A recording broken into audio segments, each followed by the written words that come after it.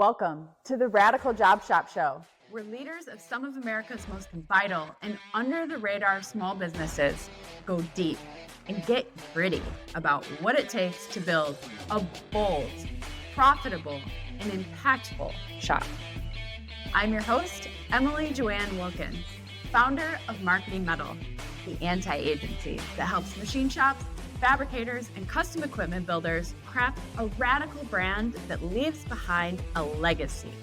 I'm psyched to share this interview with another one of Marketing Metal's favorites, Phil Miller, owner of Star Machine.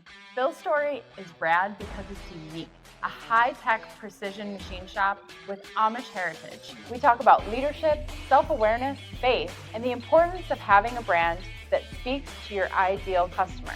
This is the Radical Job Shop Show.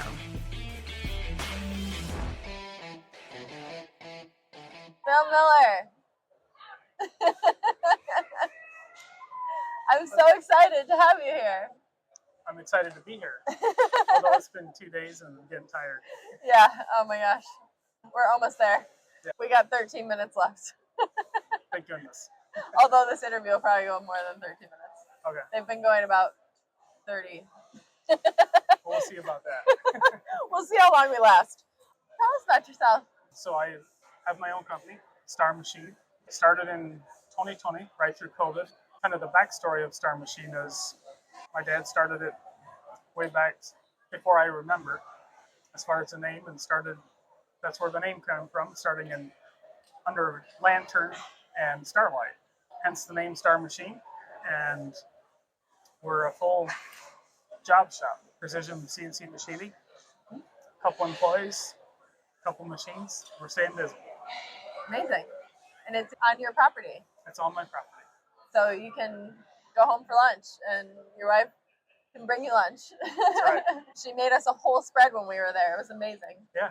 Yeah. She's an amazing cook, Yeah. to say the least. Yeah, for sure. I can attest to that. And you have 5 kids. That's right. And one of them is here with you. We had so much fun last night. I'm sure he'll talk about this for the next 10 years. Yeah. We had so much fun. What was his favorite part? Coming to trade shows and getting all the goodies and making friends. He loves interacting with all the salespeople. My 10-year-old nephew is here, Benjamin, and he and Landon, who's 11, have hit it off, been tooling around together, and we did the electric scooters last night and all sorts of fun. Yeah. All Yeah. kinds of sweets. Yeah, too many sweets. Way too many sweets. Paying for that today. Yeah. That's for sure. This is the Radical Job Shop Show. What's radical about your shop? What's different? The difference that I feel from our customers, that what they appreciate about us is the trust they can put into us. We're seeing more and more that a big part of our customer base is other manufacturers. They want a reliable vendor that can produce parts on time, every time. I feel that more and more that people want to trust people, and I find myself caring about those people, and I see that setting us apart. I think that's what's radical about us. Yeah, that human connection. Mm-hmm. I think the first time we talked, we had been friends on LinkedIn for a little while, and I've been seeing you all over the place, and then we had this intro call, and when you got on the video call and I saw clearly that you were Amish, I was a little bit like how had I not seen you before? Because you had a sign, your sign was your profile picture. Oh yeah. And I had this conversation with you, like, why don't you put your face on your profile? You had told me that building that trust is important, and Right. that's how you do that, is with putting your face out there and being a human, right? When I started seeing your stuff on LinkedIn, it drew me in. Yeah. What you were presenting and all the stuff I saw about Marketing Metal. Yeah. And after that first intro call and through all the calls we had, it took a little bit for me to make that mind shift of how to approach marketing and the personality. And so I think that really speaks into who we want to be as a machine shop, Yeah. as a business. It's been a joy to work with Marketing Metal to bring that out in our brand and all that. So It's been a joy to work with Star Machine. It's one of our favorite projects. We talk about it a lot. It's one of the ones that like my parents ask me about because I was so excited about it and telling them about it. Right. And it's just different. You don't see an Amish machine shop very often, right? Because there's, a lot of your culture is around not using power equipment. This comes back to the conversations we've had in the last 2 days about misconceptions. Yeah. There's so many variations of Amish communities, and I personally have a partner in the business that allows us to have some of the technology that it takes to succeed, have a successful business with technology, and not losing the values that we have. Right. The work ethic and all that. How do you strike that balance? I'm not sure. There's a uniqueness to it, I think. Yeah. Like a lot of people are intrigued that we run off of generator power. Yeah. So it's kind of crazy. Yeah. But it works for you guys. Yeah. Yeah. I like it. Yeah. It's cool. I run off of generator power sometimes too because our power goes out right. all the time. Less so now that they did a bunch of like tree trimming and stuff in our area. We live in a very wooded area, but still using generator occasionally. So we get our money's worth out of it for sure. I want to go back to the conversation we were having yesterday about, you were kind of saying like the new brand that we built. We really highlighted that Amish craftsmanship and the marriage of those two things, like the 21st century precision of, you're using all of these modern tools and equipment, but you're really bringing it back to that, the traditional Amish values of craftsmanship and integrity and trust and all of these things. You were saying it kind of creates like a separation. Some people are drawn to it, others are kind of like, and we talked about how that's a good thing, right? Yeah, and you've helped us realize that when you create a brand, there's always people that are drawn in and other people shy away from it. Yeah. And like I said previously too, that took us some time to realize that. Yeah. But we've come to see where we attract our ideal customers with that. So it's been working out well. It's important to do that because you don't get pulled into jobs that you end up regretting further down the road. You don't waste your time on, customers that are not going to be a good fit in the long run, right? Think about the journey with using LinkedIn and the branding and having a website and all that. Talking to about the misconceptions and people seeing that we're Amish. We didn't do this to make a big splash in the industry, just contributing. I'm the type of person that wants to put myself in rooms with people that are smarter than me. Yeah. And that has created the most wonderful relationships and the support. I'm not sure where I would be without the support from like Marketing Metal, all the connections you had, and other people that I've met in the industry that are in full support and just cheering you on. And that's just because you started putting yourself out there. You really engage. I mean, my team actually comments on it all the time. Like, Phil is on it. Like, they're so proud of you because you're just always commenting on stuff. It's not just like, hey, look at what we're doing and hey, look at this. You're genuinely caring about the people in your network that, that share things. You're commenting on their things and making sure that they feel seen and valued and supported. And that goes so far. Mm-hmm. Yeah. I think it comes back to being authentic. I do it without even realizing it because so many people come up to me and say something personally and say, hey, thank you for contributing to this or that, or how you did your posts. And it's like, well, what else do you want? But I give a lot of credit to Tony Gunn. After I met him, I started commenting on his posts and tagging him and all that. And what I saw that resonated with people so much about Tony was caring so much for people. It's like, that's really what everybody wants. So if we care for our customers, the people around us, our vendors to us, and our customers, it'll just be a win-win all the way around. Yeah, so. Totally. What's been the biggest challenge for you as a business owner? Probably seeing who I am myself, who I am as a person, as a leader, running a shop, trying to find employees and all that, and trying to separate that to see where I'm going, who I am as a leader, what example I'm setting. I strive to be a person of empathy, caring for people, and that starts with myself, my family, and then the employees, and that will translate into all the other connections within our business. So I think, as we talked last night, sometimes you take these evaluations of who you are as a person, and you have the result, and it's like, okay, now what do I do with this? So I like to reflect a lot, and it's been a challenge for me. I like to think we've come a long way in selecting our ideal customer. We had a very challenging situation where Justin came on board. We hired him, and within a month, we lost a big job because it was due to another company.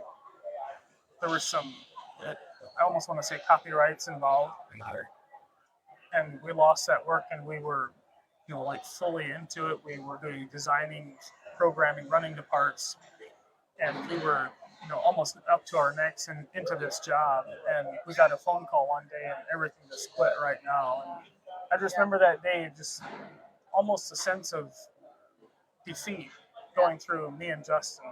We just looked at each other and were like, what now? Yeah.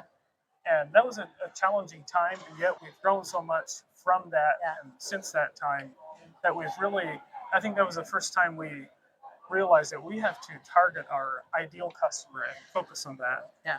And that's been working out good. It was a financially and emotionally challenging time.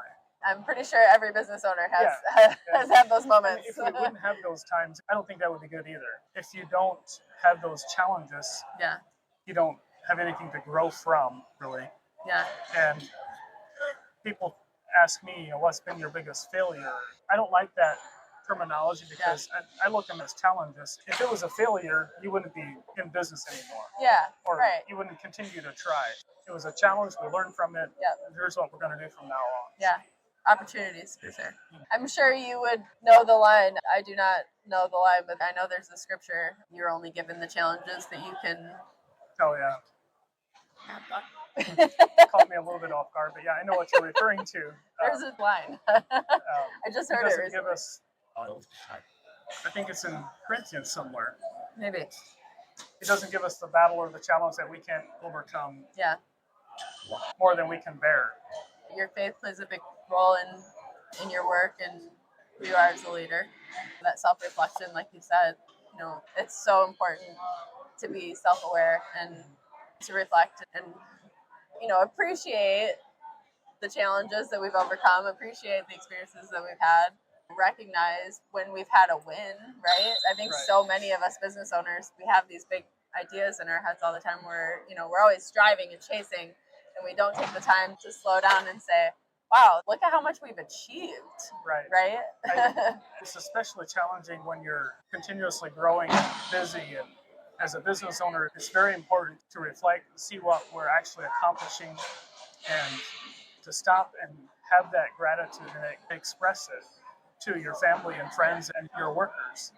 I think it's very important, even on a weekly, daily basis. We talked last night, the importance of engaging with your employees of, hey, good morning, how was your weekend? And then start that conversation. Yeah.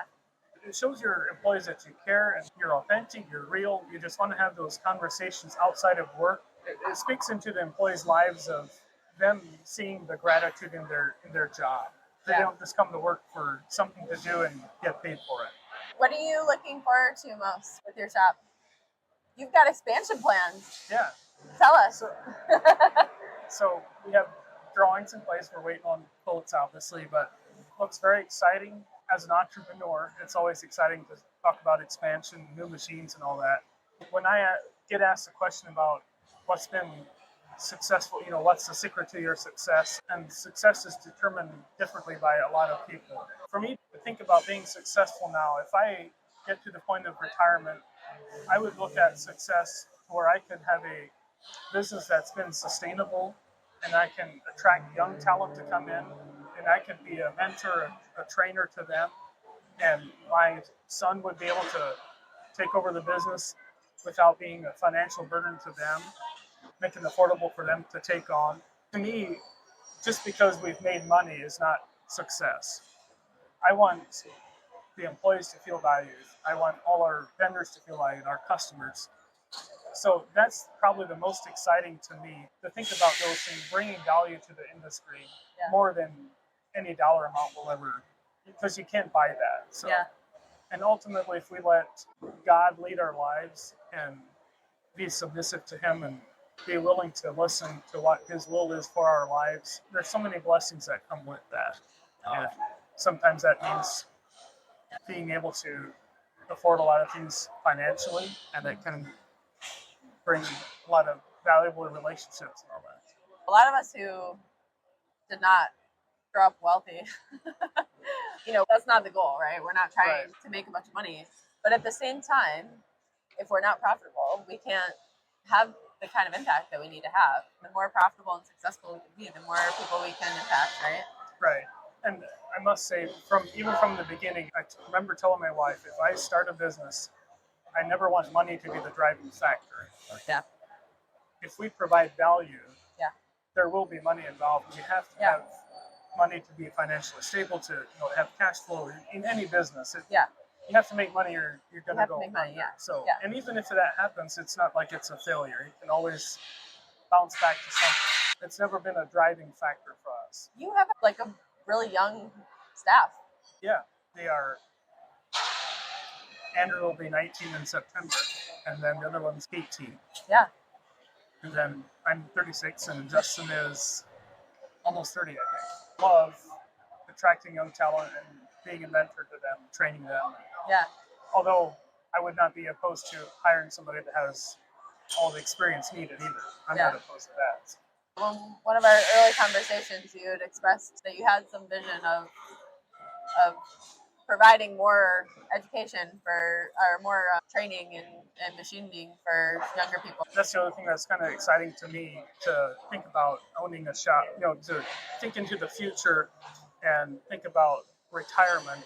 I see myself being that trainer for the next generation of just, even if we don't hire people, having classes or something like that to bring kids into the shop and let them have hands-on experience. We see kids here at the show all the time, and there's I thanked a couple parents to bring their kids and expose them to the industry.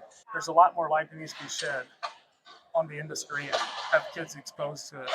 That is exactly what I am trying to do with this show. And I mean, that's the whole goal of our work, is really to bring, to shed light on the work that's being done in these small shops, because it's so cool and they've been flying under the radar, so long. Like, it's just such an undervalued and underappreciated space. I think there's this almost misconception, and I'm not downplaying any other industries, but there's a lot of talk around agriculture and other industries.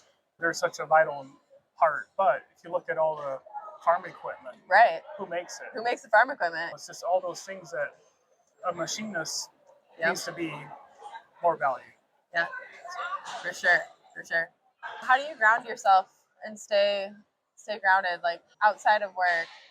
We've talked on the mastermind a lot about, the importance of taking care of yourself, because if we don't take care of ourselves, then we can't take care of our flock, our businesses and people.